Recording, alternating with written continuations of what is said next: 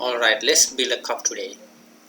Click on the cube, X to delete, add mesh, UV sphere, scroll a little bit, tab to go to edit mode, select the base select mode, top view, C to circle select, and then adjust your radius, selection radius, and then select the bases, hit enter, go to side view. Now press S to scale and then Z and 0, hit enter, and now press I to inset and then move your cursor slightly to get a thin on the faces around the edge. Alright, let's go to down, select vertex select mode, the bottom vertex, side view, enable proportional editing here, and then now S to scale around Z and then 0. Now move your scroll your mouse until you find a nice shape for your cup. Let's do it.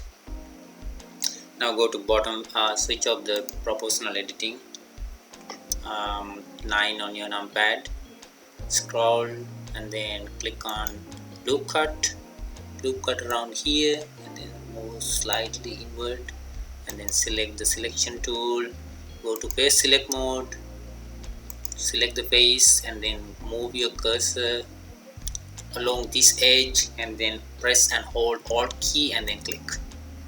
So that will select the entire the face loop. Now extrude slightly out. So that is the base mesh, the base ridge for this cup. Build our shape, our handle. Go to side view and then click on this 3D cursor and then place somewhere here. Go to top view and then place it here, somewhere here. Then let's go to add. You are still in edit mode because I'm going to build a single object. If I go out the edit mode and add the object, it will be two separate objects. But if you add anything inside the edit mode, that's going to be a one single object. Add doors. Let's scale this one slightly and then press R to rotate around Y axis and then 90, hit enter. Alright, so let's move this out slightly while it is selected. If you by chance if you deselect them, click one of the faces and then Ctrl L to select the entire torus, and then grab Y and then grab it out away from the main shape. And now I want to select this half somewhere between here, but guess what, you select only one side of the shape. What I want to do here is I just want to enable X-ray mode so that I select both sides somewhere here. Now if you rotate and see, just turn off the X-ray mode, and then now it is you select all of the faces along that rings, and now press X to delete, select faces. Now click one of the faces on the handle, Ctrl L, select everything, and now grab G to grab along Y axis. Okay, that sounds good. Alright, let's scale this one along Z axis for a bit. See, okay, select this one, Ctrl L, move that one slightly away from the curve. Alright, so you move that one away and then deselect everything. Go to top view, go to circle select, and then select this line. It's not uniformly selecting, but anyway, hit enter. I will tell you how to do that. Now half of this edge loop is selected. What I want to do is I want to add this section as well to the selection. Press and hold shift and then alt, click on this edge. That will deselect, and if you click it again, that will select the entire face loop. Now go to side view and then extrude down and until you find it is good enough. Alright, now go to side view, click on one of the faces, Ctrl L to select everything, G to grab along Y axis. Okay, seems good. Right, now let's assign some colors to this jar. Let's come to kind of like a bottom view and then go to face select mode, expand a little bit, and then press and hold alt and then click on this edge. That will select the face loop. If you click on this edge, that will select the other way around, but I just want to select this loop. So what I do here is alt click and then click on this edge. So if you click on an edge, the faces or the face loop perpendicular to that edge will be selected. Now go to material properties, click on add new and then click on assign and then select a color for that.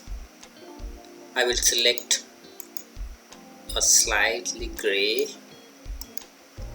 to make it as like a ceramic, and then I just want to assign another color to the other part of the cup. So I want to select the inverse of this one, go to select and then click invert, and then that will select all the other faces except that range. And then remember that you need to add another material and assign, select the material.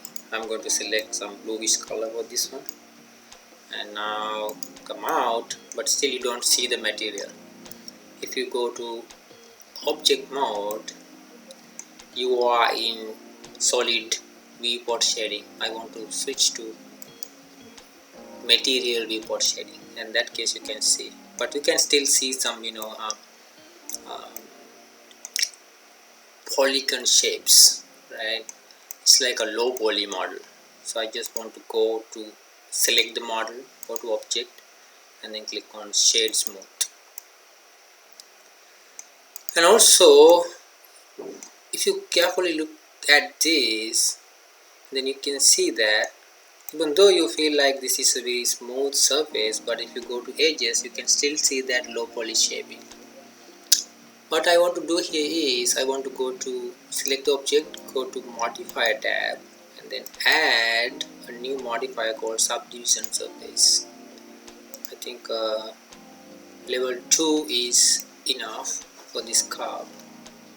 Now once you add a subdivision surface modifier, the edge of the cup becomes slightly sharp. If you okay with that, that's okay, but if you still want to make it a little thicker, what I can do is you can add a supporting loop very close to the edge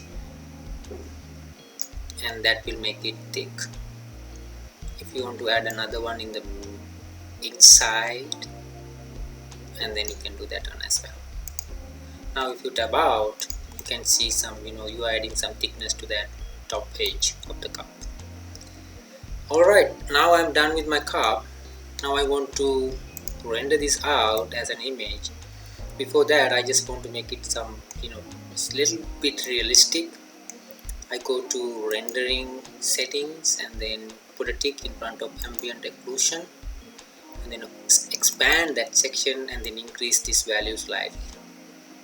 You can see that what is happening to my model, right? It's putting some shadows. And also I want to enable screen space reflections. Now you have a cup with some slight a view of like a ceramic. If you want to make it more shiny, you can go to the material section, and then for the material that you selected for the top part, the blue color, you can reduce the roughness value, so that will increase the reflectivity of your cup, so it is more likely more like a ceramic surface. Alright, let's look into this one through our camera. Okay, that is slightly small. I just want to orient my object to the camera. If I try to rotate this view, you are coming out of that camera view. To resolve that, you know how to do that. Press N and then go to view. Under view lock, put a tick in front of camera to view. Now if you scroll, your camera stays the same, but you are orienting your model somewhere here. And now if you go to render image, you will see that.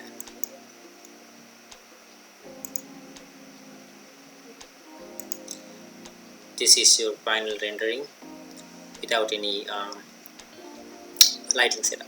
But the main goal of this tutorial was to build a cup very quickly, so I'm not going to go into setting up lights and then render settings in depth. Alright, so that concludes our tutorial on how to build a very simple cup. We'll meet you with another tutorial. Until then, thanks for watching.